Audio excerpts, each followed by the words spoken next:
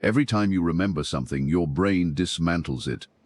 The proteins holding that memory together inside your hippocampus, your fear center, your amygdala, physically dissolve for 4 to 6 hours. During that window, your nervous system rewrites the file, not a copy, the original.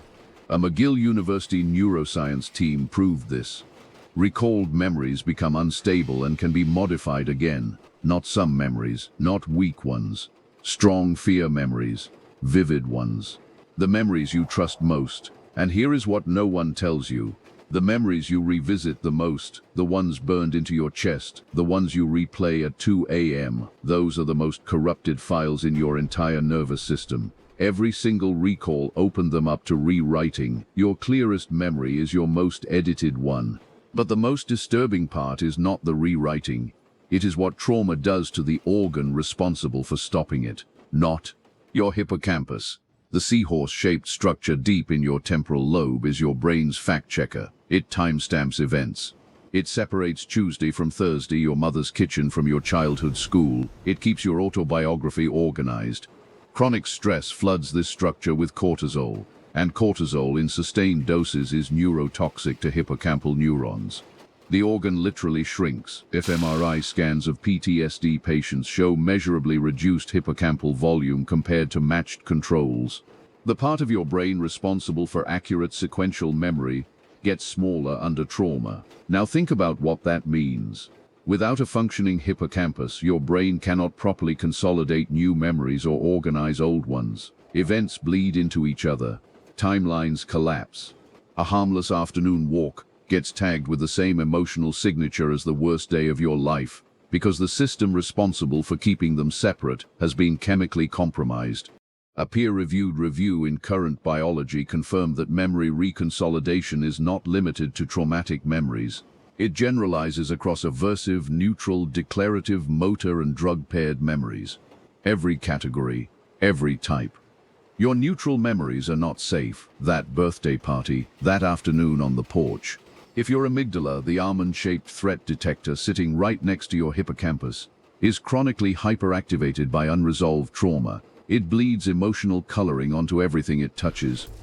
Neutral files get retagged as threatening, pleasant files get soaked in dread. Not because the events were dangerous, because your brain's alarm system cannot turn off, and it edits every memory it accesses during recall. This is the flashbulb memory illusion. You feel absolute certainty about a vivid recollection. You can see the room. You can smell the air. You would swear on it. But research on September 11th eyewitnesses showed massive inaccuracies in the most confident recollections. The vividness is real. The accuracy is not. Your confidence is a byproduct of emotional intensity, not fidelity. And there is a problem with all of this that researchers did not expect. Bureau. Your brain has 2 memory systems running simultaneously, and only one of them talks to you. Explicit memory, the system you are aware of, stores facts, dates, narratives. This is the autobiography you consciously recall. Implicit memory operates below awareness. It stores bodily reactions, emotional reflexes, muscle tension patterns. It does not announce itself, it just fires. Trauma survivors carry implicit memories in their bodies that have no narrative attached. A racing heart when a door slams, frozen shoulders in a quiet room, a wave of nausea triggered by a specific tone of voice. The body remembers what the conscious mind never properly encoded because during the traumatic event, the hippocampus was suppressed by cortisol and the memory was stored as raw sensation without context. This is why trauma lives in the body, not metaphorically, neurologically. And then cognitive scientists found something that should not have been possible. The default mode network, the constellation of brain regions that activates when you are not focused on the outside world, becomes hyperactive in trauma survivors.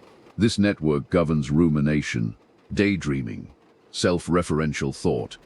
In a healthy brain, it helps you plan, reflect, imagine. In a traumatized brain, it becomes a closed loop.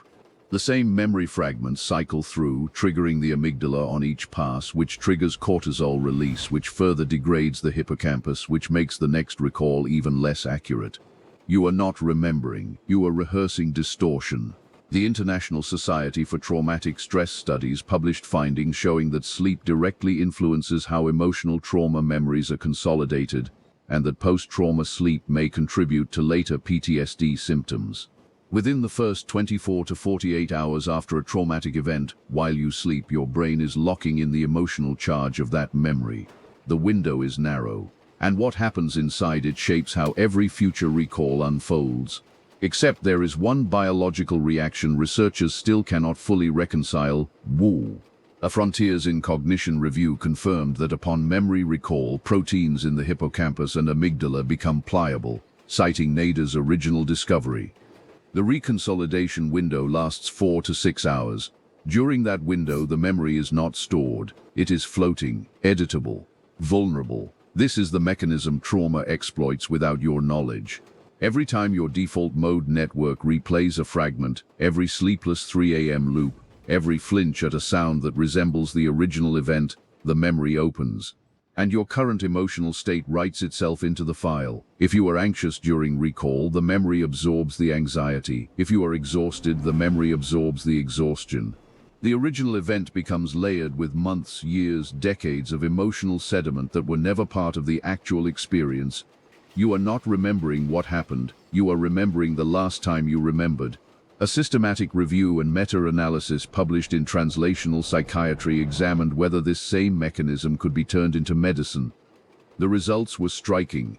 3 protocols outperformed controls: reconsolidation of traumatic memories therapy, hydrocortisone-based prevention, and cognitive task interference paired with memory reactivation. RTM showed a large therapeutic effect across 4 clinical trials. The same vulnerability that corrupted your memories can be directed toward repair. Reactivated memories can be updated.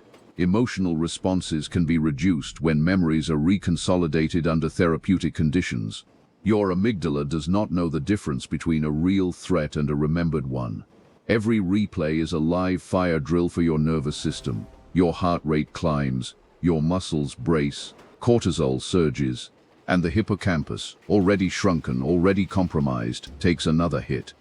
The memories you cling to hardest are the ones most rewritten by fear. The story you tell yourself about your childhood, your relationships, your identity, it was not recorded, it was constructed, layer by layer, recall by recall. Each time your nervous system touched the file, it left fingerprints that you mistook for the original ink.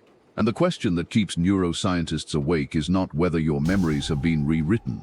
It is whether the version of you that exists right now, the one making decisions, choosing partners, avoiding certain streets, flinching at certain words, was built on architecture that was never accurate to begin with. The proteins are dissolving right now. The next memory you recall tonight will open, float, and close with new ink you will never notice. The rewriting does not stop. And next, we decode the protocol your nervous system runs every time someone raises their voice.